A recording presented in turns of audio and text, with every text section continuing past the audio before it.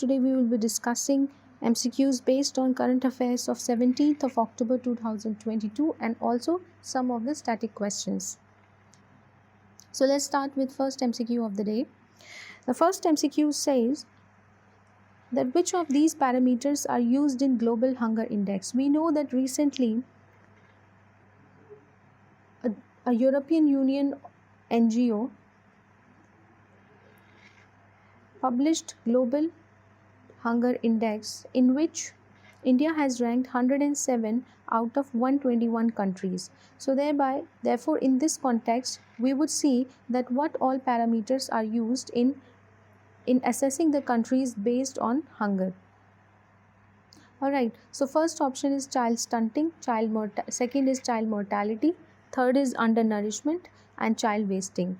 So according to the Global Hunger Index, all these parameters are used to assess the countries and score them from 0 to 100. Alright, for explanation you can see the current affairs of 17th of October 2022 on our channel. So let's see which is the correct answer. So all three parameters are used in calculating the Global Hunger Index, therefore all three will be the correct answer, hence D will be our option. So let's see the question number 2 now. Consider the following statements. The second question says, consider the following statements regarding Indian gaur. It is endangered in IUCN Red List. It is found in Himalayan and Trans-Himalayan region and it is native to East and Southeast Asia. So let's see which of these statements are correct statement. The first statement says that it is endangered. However, the Indian gaur or Indian bison is vulnerable in IUCN State Red List. The second statement says that it is found in Himalayan and Trans-Himalayan region. However, this is incorrect. It is found around the Western Ghats.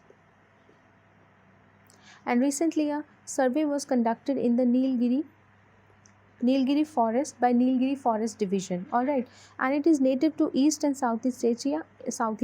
This is a correct statement. So therefore, only 3 is the correct statement. So let's see what has been asked. Which of the following is correct? So only 3 is correct, hence D will be our answer. Now let's look at the question number 3rd. Consider the following statements regarding PM Divine scheme. The first statement says that it is a centrally sponsored scheme and the second statement says that it has an outlay of 6,600 rupees crore and it will be implemented for 10 years period.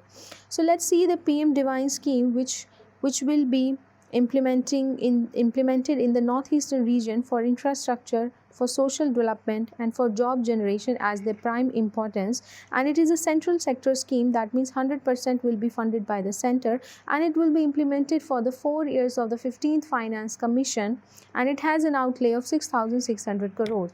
Therefore only 2 will be our correct answer. So let's see what has been asked. Which of the following is the incorrect statement? Since 2 is the correct statement, so we will eliminate all the options which has 2 in it and hence A will be our answer, that is 1 and 3 only. Question 4 says, what is torrefication? Now recently the government of India has launched 50 crore rupee scheme for the torrefication and pelletization, so as the biomass can be used in the coal firing and biofuel purposes.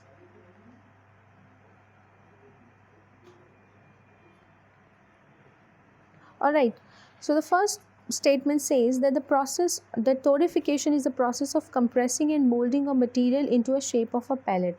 Now as the statement itself suggests that it is a process of pelletization. Alright. The second statement says that it is a process of producing hydrogen and carbon gas. Now this process hints towards the process of producing syngas by the process of pyrogenesis. It is a thermochemical conversion method to produce coal fuel from biomass. This is the correct statement. And fourth statement is the process of synthesizing rubber. This is incorrect. So therefore only third statement is correct regarding torrefication. Let's look at the question number 5, which says that consider these statements regarding G20. We know that India is going to assume G20 presidency in December 2022. Therefore, Let's consider these statements regarding G20. The first statement says that G20 is going to be a formal organization with its own rules and regulation, and it was formed post 1970 oil discovery in North Sea. Its mandate is to prevent financial crisis and act as a forum for the finance ministers and central bank governor of the member state. The member state representatives are known as the Sherpas. Now let's talk about the G20.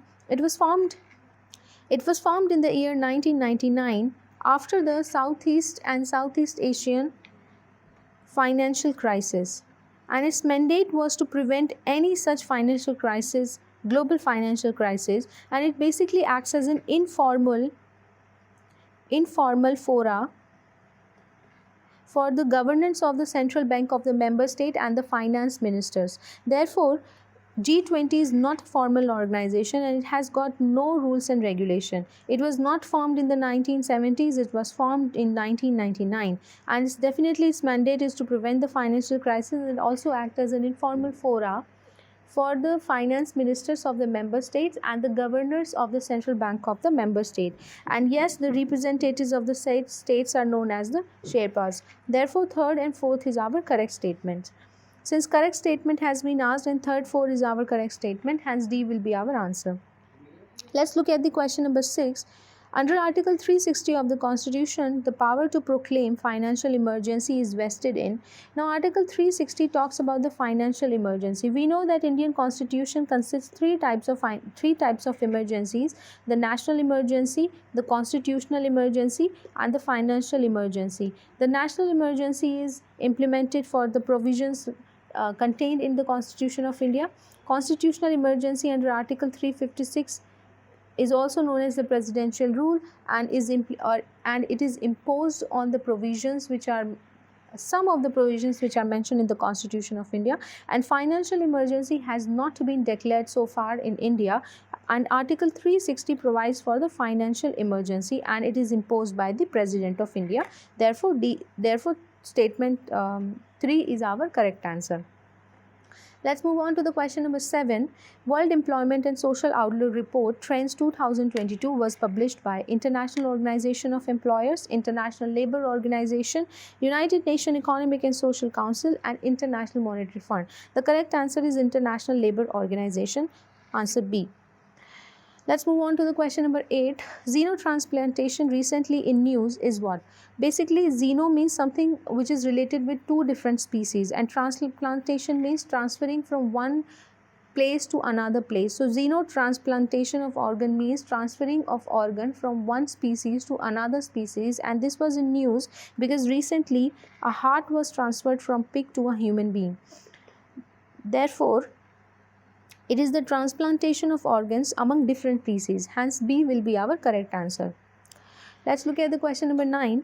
The expression Union of India under Article 1 of the Constitution of India includes states, union territories, and territories that India may acquire in the future. Now, there are two expressions in the Constitution of India. The first expression is the Union of India and the second expression is the territory of India. The territory of India is a vast territory which consists of the states, the union territories, and the territories which may be acquired by India in the future. Therefore, the Union of States, the expression Union of States specifically contains the states, not even the union territories. Therefore, only 1 is our correct answer and 2 and 3 is incorrect. Therefore, option A is correct answer, only 1. Let's look at the question number 10 of the day. The member of the Constituent Assembly of India were. Now, if you look at the Constituent Assembly that was formed to draft the Constitution of India and also act as the first parliament of the country, it consisted of the members who were either nominated by the princely state or they were indirectly elected in the British provinces. Therefore, they were nominated by the princely states, which were approximately 93 not the nominated members, the princely states, and they were indirectly elected in the British provinces. All right. Therefore, they were either indirectly elected or they were nominated. Therefore, 2 and 3 is our correct answer. There were no directly elected member. Alright, so 2 and 3, since 2 and 3 is our correct answer, hence C will be our answer. So, that's it for today. Thank you for watching Tarun IAS. Have a nice day.